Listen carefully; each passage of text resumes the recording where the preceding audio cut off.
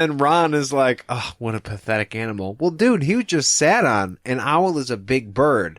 But if a 200-plus pound man, like myself, were to sit on an owl, I'd probably do some permanent damage. Probably happen to Errol, too. And Percy didn't feel bad at all. Percy's a dick. Percy's a dick. Well, and Errol acts totally different than how any other owl acts that we've seen in these book series so far. And in the letter, Hermione even mentions, hey, you might want to use a different owl, because I'm pretty sure if you send this one out on another delivery, it's not going to make it. It's not good that they're still using this owl at all, and that they're talking shit about him in any way. I feel bad for Errol. I feel bad for Errol, but I am kind of glad that Hermione was the one who received this last letter, because Hermione is so matter-of-factual that it doesn't bother her at all to be like, hey, your owl looks like shit. Feed that fucking thing, okay? It's gonna die. And she's not concerned with how that comes off to people because she has concern for the owl. But I want to go a little deep on this one, even though it kind of seems like a side thing. In the first book, right, you have Cerberus. It's not Cerberus, but it's Cerberus, the three-headed Satan's dog, locked away in the room guarding stuff. Mm-hmm. And Ron was the first guy to be like, hey, doesn't that seem kind of fucked up to you? Like, shouldn't a dog be able to run and play? And it's not really right to have it locked up here. Ron is the guy looking out for the animals. And this owl of his just got sat on, and he doesn't give a fuck. It seemed a little backwards for Ron's character. I don't really think he's a bad guy, but this didn't line up with literally anything else he ever said. I always kind of pictured Errol as like some mangy house cat that they've tried to get rid of before, and it keeps coming back. But the Weasley parents can't justify getting another owl when they currently have one. It's kind of like, maybe this is too morbid, but it's like you're not getting a new puppy until this one over here isn't here anymore for one reason or another. So until Errol finally bites the bucket, it's what they're stuck with. And maybe that's just why Ron's like, maybe he's got a blind eye to this one animal. And I don't know if this is too far from Ron's character, because the first time we meet Ron, within minutes, he's trying to turn his stupid rat yellow just to impress people. So maybe Ron's own animals, he's got a little bit of a blind eye, but when he sees other or wild animals, he's like, whoa, whoa, whoa, whoa. This is wrong. Get the fuck out of here, Scabbers. What are you doing to this dog? When you have somebody or something in your family that's real old and it's just hanging on, you feel bad for them because they're living through something, they're suffering, right? And also you are. So you're like, let go. Just let go. It'll be fine. Die maybe.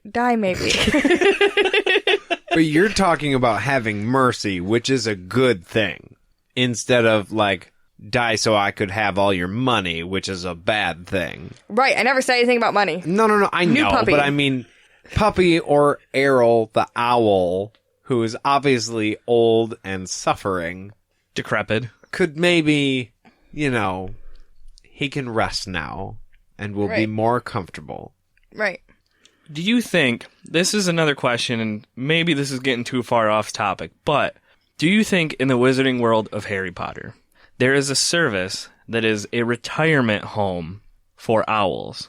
Because a lot of these other pets that we see are just kind of pets. Like maybe a toad gives some secretions, but it's just going to do that anyway. Owls don't naturally deliver letters. Do you think they've got like, retire your owl, we'll adopt it from you, we'll take care of it, we'll send it on fake mail runs, but, it's just going to live out its happy life, and then you can go get your new owl, Weasleys. If not, we should start that business. 100%. I feel like wizards aren't that compassionate, as we've seen so far.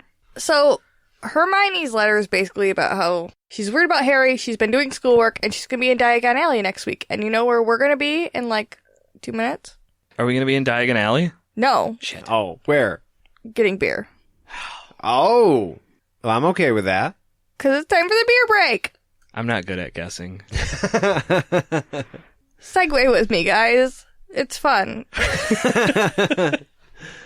All right. Well, this week we have all tried 2 beers actually so far. The first beer we tried. Yes, Jade is on her 3rd. The first beer we tried was called Haze and Blue. Yep, that's a shout to U of M. It's a New England IPA featuring Citra and Mosaic hops and brewed with real blueberries. Cannot stress that enough. Brewed with real blueberries. Because when you try it, it does taste like a New England IPA. Personally, not 100% sure what that's supposed to mean. You can taste the hops in it, but the blueberries come through really good. I'm pretty sure a New England IPA is an IPA brewed in New England. But it wasn't from Holland, right? Look, these are details we don't need to get into. Either way, it's very, very good, and I definitely recommend it to anybody out there who likes blueberry or who's a Michigan fan. It's from Big Lake Brewing Company. Well, yeah, that's kind of weird, because on the front of the can, it just says Holland, Michigan. You'd think they would have that on the front. That's what, it's on the back of the can. That beer is actually from Big Lake Brewing Company in Holland, Michigan, just like Jade has previously mentioned. Whoops, I missed it. But we'll be right back after this.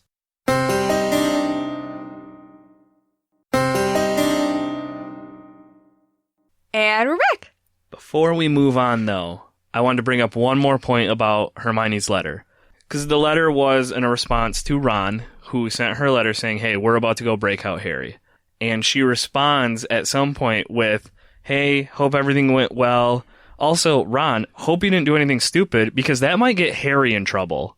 Hermione doesn't give a shit about Ron or any of his family members that might have went with him. She is like, hey, don't fuck up, because Harry might get in trouble, dude. That's one of the notes that I had, too. I was like, she shows concern for not Ron, and then proceeds to chew Ron out for doing anything potentially illegal that would get Harry in trouble. So not only does she not care about Ron, she only chews him out and not Harry at all. On top of that, assumes that Ron is the one who's going to do something fucking illegal and not Harry. We all know the Weasley family. Let's be honest. This was the twins' idea. Ron said something about Harry's predicament and was like, he's not responding, he's my BFF. I don't know what to do, guys. And I guarantee, with less than 5 minutes, they got back to him. And they were like, we're going to steal Dad's flying car. We're going to go. We're going to break him out. We'll drive. You're coming with us. And Ron was like, yeah, okay, you're my older brothers. I like you. Let's go. Which is especially interesting because, as we talked about in the last episode, we don't know if Mrs. Weasley actually knew about the flying car. But the twins obviously did. So we don't know if Arthur told them about that or if they're just real into shit. Arthur also has a little bit seemed like the kind of dad who doesn't exactly punish his kids when they do something they're not supposed to. So my bet is the twins found out about the flying car, and Arthur was like, I swear to God, do not tell Mom, and if you don't tell Mom, I will take you for a ride in it. We can go get ice cream in the flying car if you shut the fuck up. Eggs fucking exactly. So, speaking of the twins and Ron and Harry all take off to go to the paddock that the Weasleys somehow own. They own a lot of property for somebody who's poor. But it's blocked off from everybody, and they all take turns on Harry's broom, and they throw apples to each other because Quidditch balls will give them away. I didn't understand why they threw fruit at each other. Like, okay, you can't afford the magic balls and or can't afford to get caught if you're practicing in what could be a muggle neighborhood, but you can get like a dodgeball for $2. Okay, that's a fair point. I thought you were trying to say why don't they have an actual bludger? Because that would be much worse if the bludger got free and started tearing through a muggle neighborhood. Right, the damage that would cause would be hilarious. I can imagine it, right, but it would be fucking awful is what it would be, especially for the parents of the kids who have to pay for all that damage. But if you can't use an actual Quidditch ball, why not use its closest sports relation, which actually does tie back to the first book. The first book is not 100% clear on which sports these people know about and what they don't. That's what I was going to say. Dodgeball may be a muggle sport and not a wizard sport. But can you imagine dodgeball if it were played on brooms only? How much more of a danger level that Holy would bring the shit. sport, right? If you were just hucking rocks at another dude flying 100 feet above the ground, and if you hit them square on, they would fall to probably their death. That's like Roman gladiator shit. This is the reason why I want modern Harry Potter world. Because there is no way that there's not enough muggle-born wizarding kids that they would have seen the dodgeball movie.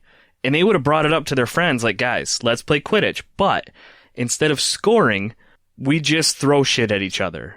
And it's in a smaller confined space, so you can't go too high. It's all about agility. What do you guys think? And I know if 14-year-old, so third year Hogwarts student Aaron at this point is playing the fuck out of this game. You just replace every single ball with a bludger. Even better. You don't even have to. I mean, okay, no, I take that back immediately because there's a lot of pure joy that's derived from hucking a ball right at somebody's face. You do both. Porque, no los dos. You take out all the other balls, you add more bludgers, and you put in regular dodgeballs. Now we're fucking talking. Yep. Okay, do you guys want to quit the podcast and just start writing our own Harry Potter fan fiction? Jade, how do you feel about this game? I have a lot of thoughts. First of all, even if they couldn't do it themselves, hey, Dad, you should totally enchant these fucking apples to hurl them at each other. He's probably got them at his office. Right? That's a really good point, though. Their parents are wizards. Why can't they be like, yo, make a boundary around our paddock that we own? There might be a problem with that, and that is what comes up in the description of Ron's broom. The reason they can't have enchanted stuff is because Ron's broom is outclassed by butterflies. So I'm pretty sure if you're telling me that Nate is standing within 10 feet of me and he can only move at the speed of a butterfly, I can hit him whenever the fuck I want with whatever the fuck I want.